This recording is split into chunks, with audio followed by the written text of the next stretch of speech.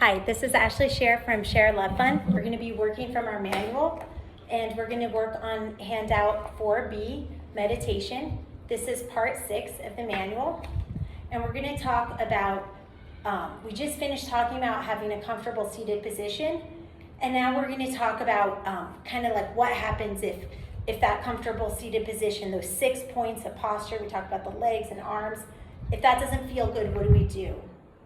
If you're sitting cross-legged and your legs cramp, it's okay to stretch them out or briefly bring your knees up. You can like kind of bring it up to your chest.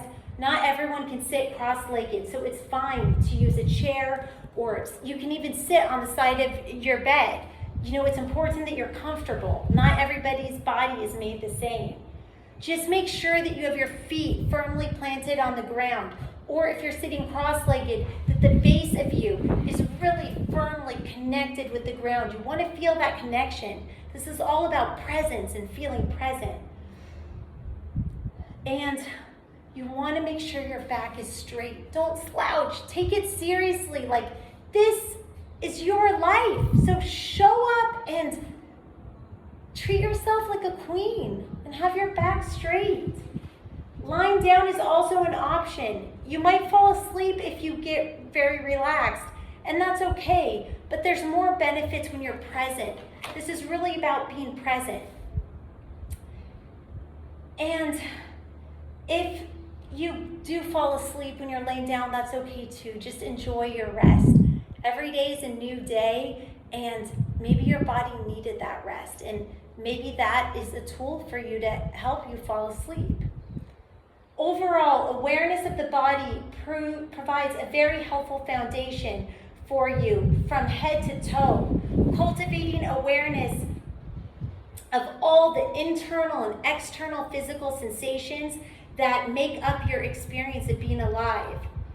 Meditation will also help you help your mind settle into this practice. Like we talked about meditation being a muscle, or the brain being a muscle. And the more you meditate, then your body naturally just goes into this relaxed default state. Let's talk about your breath. We talked about prana, breath, life force. You put your attention in your breath. You can either breathe through your mouth or your nose, and take a few deep breaths, exhaling fully. Let your breath settle into a natural rhythm.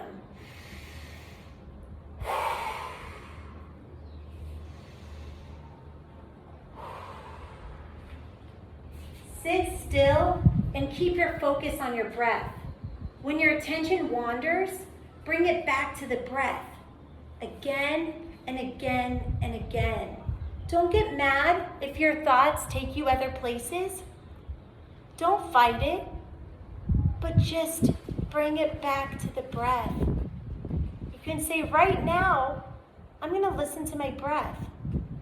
You can play a little game with yourself, like each breath you try to make like a little bit deeper or hold a little bit longer.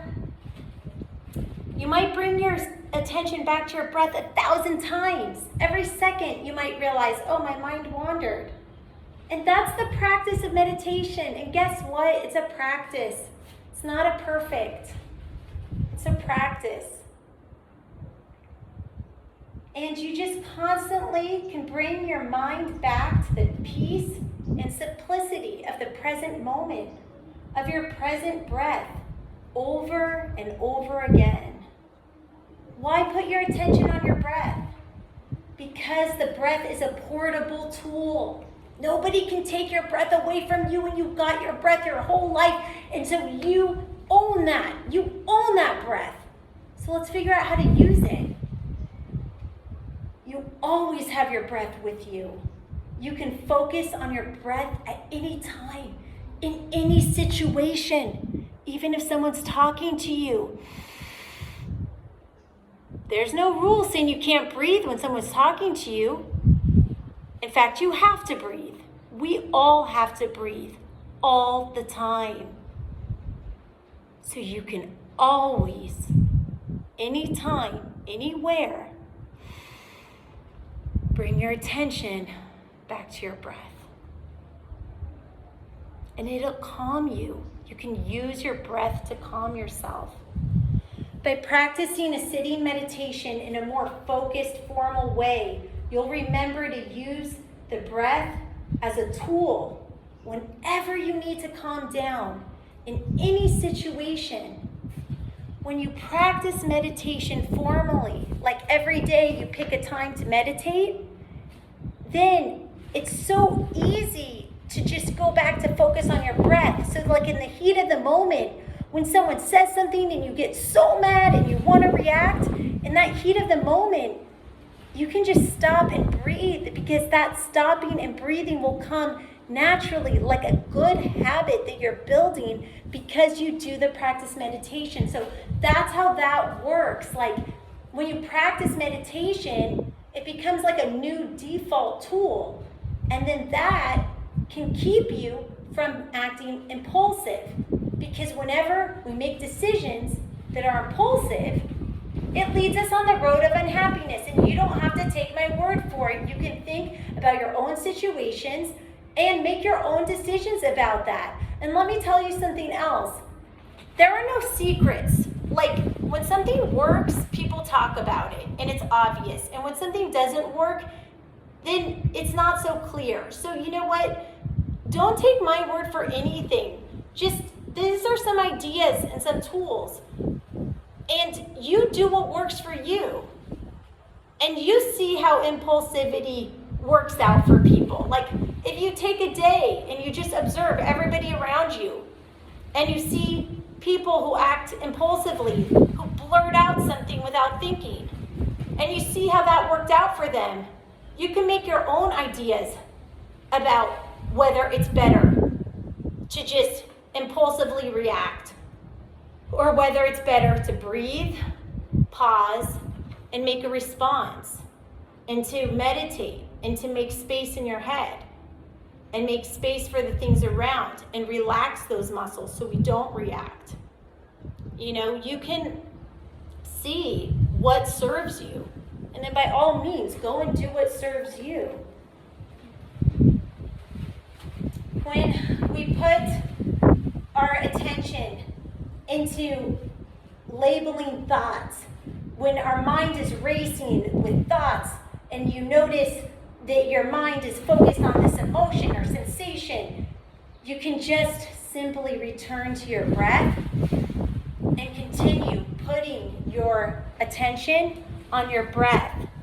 And you can just think, I'm breathing in and I'm breathing out. And you can breathe in through your nose and out through your mouth. Or you can just breathe all in through your nose and out through your nose, or you can breathe all in through your mouth and out through your mouth. You don't have to push away thoughts. The point is not to get rid of any thoughts. And the point is not to be thoughtlessness. It's not thoughtlessness. We want critical thinking. We want you making your own decisions. Each of us. I want to be making my own decisions. Everyone should be making their own decisions. Meditation is not about stopping thoughts. It's about getting space. It's about getting control. You don't have to push thoughts away. The point is just to not make a big deal out of them. You are learning to take this no big deal approach to your thoughts by simply returning to your breath. Have you ever met someone who's just like so calm and nothing bothers them and there's all this commotion going on, but they seem to have like a deep sense of peace? One of the things I like to think about is an ocean. You can see the ocean in the background. Did you know that at the bottom of the sea floor, the water is always calm and still? Even if the top is white caps and choppy and turbulent, and even if the black clouds over there are making rain and wind and storm, at the bottom of the ocean, it's still.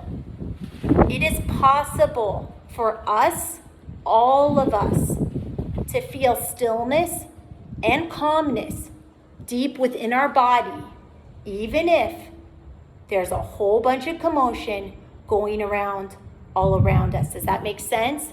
Like even if the things we see and hear are like a storm and rain and big waves at the top of the ocean, even if that's what's going on, we can feel inside inner peace, which is like the stillness at the bottom of the ocean, and we can achieve that through stopping and breathing and focusing on our breath and paying attention to our breath and saying in through the nose, out the mouth, or however you want to breathe. We're going to end this section. Namaste.